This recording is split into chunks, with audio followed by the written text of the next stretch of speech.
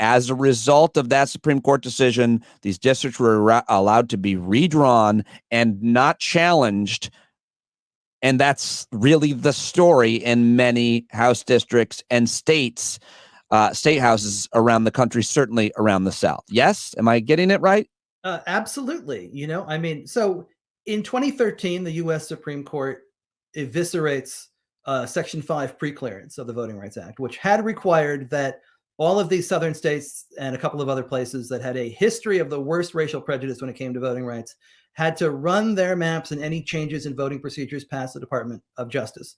They did not have to do that this year. So Arizona, Texas, Georgia, Alabama, Louisiana, all of these states that had been covered that once would have needed permission and a pre-approval did not have to go ahead and get it. Section 2 of the Voting Rights Act was still there.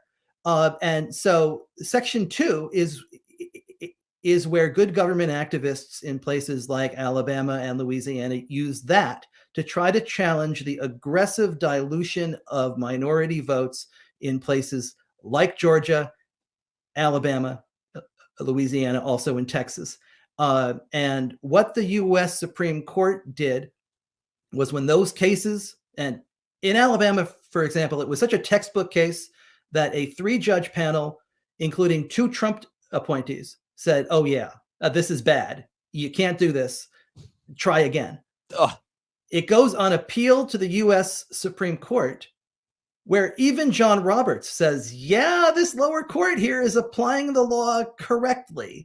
But the other 5 conservatives said, no, we're going to stay the lower court decision. We're going to put the other map back in place, and we're going to hear a fuller argument on this entire case in the fall. And that's the Milligan case that threatens right now all of Section 2 of the Voting Rights Act that remains, that the court just heard a few weeks ago. So if you start to add these up, right, you add up a seat in Alabama, a seat in Louisiana, a seat in Georgia, a seat in Texas, that they stole through a Voting Rights Act manipulation, or that it might have been stopped in the old days.